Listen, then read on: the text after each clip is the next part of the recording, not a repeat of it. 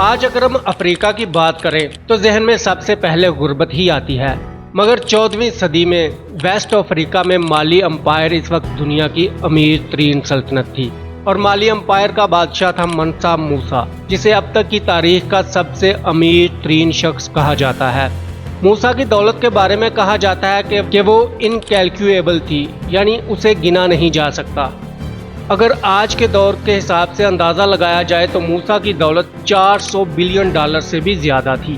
آج کے امیر ترین لوگ جیسے جیف بیزوس، ایلون مسک اور بل گیٹس، ان سب کی دولت کو اگر اکٹھا کیا جائے تو بھی ان سب سے زیادہ دولت منسا موسا کے پاس تھی۔ منسا موسا کون تھا اور اتنا امیر ترین شخص کیسے بنا؟ چلیے جانتے ہیں۔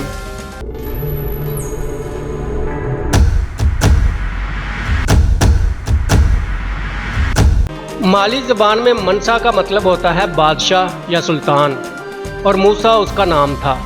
موسا مالی کا 9واں منسا تھا۔ موسا 1280 کے آس پاس مالی کے شاہی گھرانے میں پیدا ہوا۔ موسا کا باپ پاگا لی ابو بکر کا بیٹا تھا، اور ابو بکر مالی کے پہلے منسا سنجاتا کا بھائی تھا۔ مالی امپائر اس وقت بہت امیر ریاست تھی۔ اس وقت مالی کا 8واں منسا تھا محمد ابن کو۔ ابن کو نے 200 بحری جہازوں کو خوراک اور جنگی ساز و سامان سے بھر کے ایک سمندری مہم پر بھیجا۔ ان جہازوں نے اٹلانٹک اوشن کا دوسرا کنارہ ڈھونڈنا تھا تاکہ ابن کو اپنی سلطنت کو پھیلا سکے، اور ابن کو جاننا چاہتا تھا کہ سمندر کے دوسری طرف کیا ہے۔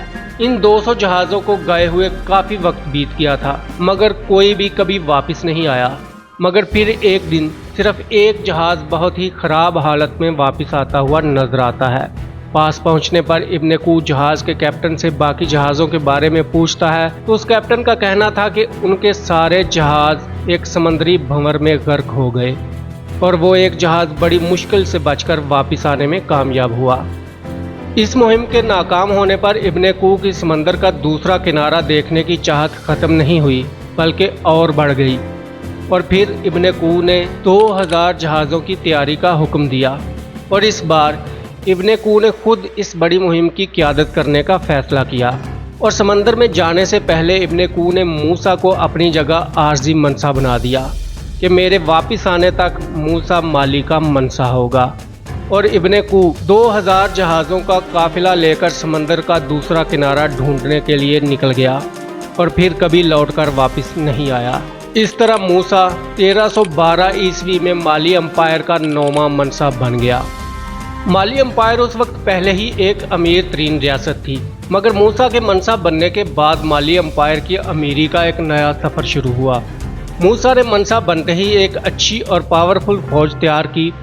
1314 سے 1324 تک 24 بڑے شہروں اور ان کے آس پاس کے علاقوں کو فتح کر لیا، اور مالی امپائر 4,78,815 مربع میل تک پھیل گئی۔ آج کے ویسٹ افریقہ کے کئی ملک جیسے Senegal, Mauritania, Burkina Faso, Niger, Gambia, Guinea اور مالی، یہ سب اس وقت مالی سلطنت کا حصہ تھے۔ موسا نے ویسٹ افریقہ سے گزرنے والے تمام اہم تجارتی راستے بھی اپنے قبضے میں کر لیے۔ اس وقت افریقہ سے 2 قیمتی ترین چیزیں نکلتی تھیں، سونا اور نمک۔ ان 2 چیزوں کی مدد سے موسا نے مالی امپائر کو آسمان کی اونچائیوں پر پہنچا دیا۔ مالی آج بھی افریقہ کا چوتھا اور دنیا کا 13واں بڑا سب سے زیادہ سونا پیدا کرنے والا ملک ہے، اور اس وقت بھی مالی پورے یورپ اور مڈل ایسٹ سے زیادہ سونا نکال رہا تھا۔ اور دوسری چیز تھی نمک، اور یہ کوئی خاص نمک نہیں تھا، عام کھانے والا نمک تھا، مگر اس وقت اس نمک کی قیمت تقریباً سونے کے برابر ہی تھی، کیونکہ اس وقت لوگ نمک کو کھانے کے علاوہ کھانے والی چیزوں کو نمک لگا کر لمبے عرصے کے لیے محفوظ بھی کیا کرتے تھے۔ موسا مالی کی کانوں سے یہ نمک اور سونا تو نکلوا ہی رہا تھا، لیکن ایک چیز جو موسا کے خزانے کو سب سے زیادہ بھر رہی تھی وہ تھا ٹریڈ ٹیکس۔ موسا نے منسا بنتے ہی تمام اہم ٹریڈ روٹس اپنے قبضے میں کر لیے تھے، اور سونے کی تجارت پر بھاری ٹیکس لگا دیا تھا، اور بدلے میں ان تجارتی راستوں سے گزرنے والے قافلوں کو وہ ڈاکوؤں سے تحفظ فراہم کرتا تھا، جس کی وجہ سے تاجر اور مائنرز خوشی خوشی موسا کو ٹیکس دیتے تھے۔ سونے اور نمک کی تجارت اور اس سے ملنے والا ٹیکس موسا کو امیر سے امیر بناتے جا رہے تھے۔ माली एम्पायर एक इस्लामी रियासत थी और जिसके आस पास भी सारे इस्लामी मुल्क थे, इसलिए मूसा पर किसी भी बाहर के मुल्क ने कभी हमला नहीं किया और मूसा को कोई बड़ी जंग नहीं लड़नी पड़ी। इसी वजह से माली एम्पायर तरक्की करती रही। इतना अमीर होने के बावजूद मूसा को वेस्ट अफ्रीका के बाहर कोई नहीं जानता था और फिर 1324 में मूसा ने हज पर जाने का फैसला किया और हज के इस सफ़र ने मनसा मूसा को पूरे मिडल ईस्ट और यूरोप तक मशहूर कर दिया, क्योंकि मूसा ने तारीख़ का महंगा तरीन हज का सफ़र किया। मनसा मूसा का हज तारीख़ का महंगा तरीन हज कैसे था, आप इस बात का अंदाज़ा इससे लगाइए कि 1324 में मनसा मूसा का काफ़िला हज के लिए निकला और इस काफ़िले में 60,000 लोग थे। इसके अलावा 12,000 गुलाम काफ़िले के साथ चल रहे थे। उनमें से 500 गुलामों ने 3-3 किलो सोना उठा रखा था। काफ़िले के साथ 100 ऊँट थे, जिनमें से हर एक ऊँट पर तकरीबन 136 किलोग्राम सोना लदा हुआ था और ये सारा सोना रास्ते में खैरात करने और ज़कात देने के लिए था। अपने सफ़र के दौरान मनसा मूसा मिस्र के शहर काहिरा में 3 महीने रुका।